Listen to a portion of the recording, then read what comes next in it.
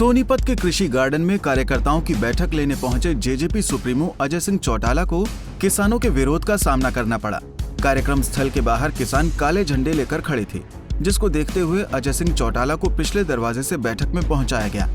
विरोध प्रदर्शन के दौरान पुलिस ने कई किसानों को हिरासत में भी लिया, लेकिन बैठक के बाद सभी किसानों को छोड़ भी दिया गया। किसानों का कहना है कि भाजपा और जेजेपी अब तानाशाही पर उतर आई है, क्योंकि पुलिस के दम पर आज उन्हें विरोध भी नहीं करने दिया गया। क्या कारण था?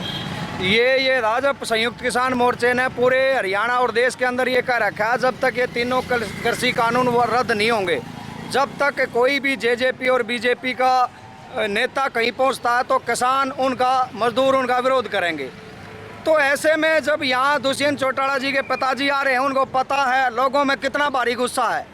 कल ये नेता ने, इनकी सरकार ने हमारे लाठियों से हमारे कितने साथियों को गरोंडा के अंदर घायल किया, एक साथी को लाठियों से मार दिया, और आज यहाँ उसकी वो दावत उठाने आ रहे हैं। इनको ये नहीं पता पूरे प्रदेश में क्या हाल हो रहा है। तो हम इनका विरोध करने के लिए यहाँ पर आ रहे हैं कि आप लोगों को जब किसानों की पीड़ा का पता नहीं, मजदूरों की पीड़ा का पता नहीं, आपके आदेश पर किसान और मजदूर मारे जा रहे हैं और आप इस तरह की खुलेआम दावत उड़ाओगे, ये हम बिल्कुल भी स्वीकार नहीं करेंगे। आप लोगों को? हम वहाँ अजय चौटाला जी का विरोध कर रहे थे, आपने देखा था। ये वहाँ से पुलिस हमारे को उठा करके यहाँ थाने में ले आई। यहाँ पे हिरासत में ले लिया? हाँ, हिरासत में ले लिया, हमारे को विरोध नहीं करने दिया गया। जो आंदोलन करते हुए तो लंबा समय हो गया। आंदोलन करना कोई समाधान नहीं, समाधान तो बातचीत के जरिए होगा।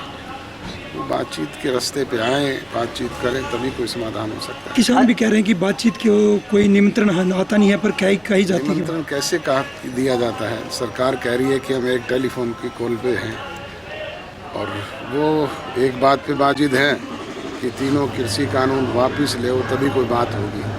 तो कानून तो बनाने के लिए होते हैं, वापस लेने के लिए नहीं। अगर कोई उनको चीज़ सूट नहीं करती है तो उसमें अमेंडमेंट हो सकते हैं। अजय जी लगातार जननायक जनता पार्टी और जितने भी बीजेपी के आला नेता हैं, उनका विरोध प्रदर्शन है वो संयुक्त किसान मोर्चा के आह्वान के बाद हो रहा है। जिस तरह से करनाल में हुआ, प्रजातंत्र में ये उनका अधिकार है, वो अपना काम करें, हम अपना काम कर रहे हैं। सरकार, जेजेपी जो पार्टी है वो सरकार के साथ किस तरह से तालमेल बिठाकर अब इस समाधान की कोशिश कर रही है? आपको कोई तालमेल में दिक्कत नजर आ रहा है?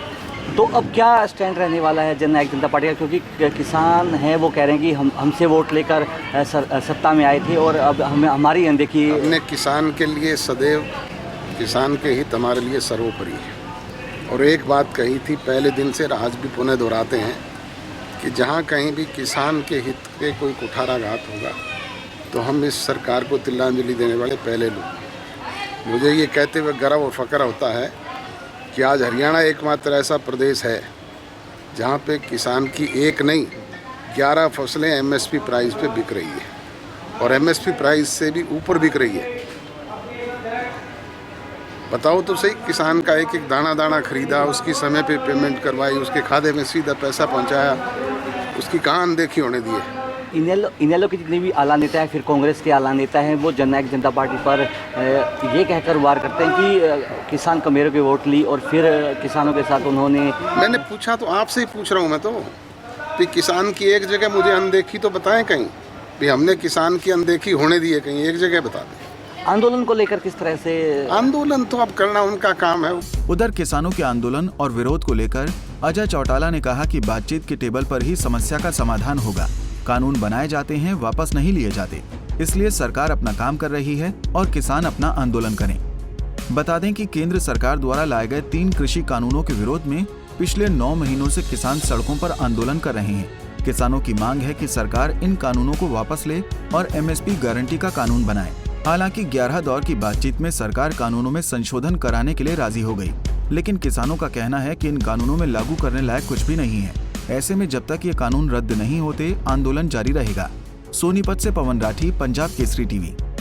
हमसे जुड़े रहने के लिए हमारे YouTube चैनल को सब्सक्राइब करें और नई वीडियो की नोटिफिकेशन के लिए बेल आइकॉन को दबाएं। अगर आप ये वीडियो Facebook पर देख रहे हैं तो लाइक जरूर करें और ज्यादा से ज्यादा शेयर करें। धन्यवाद।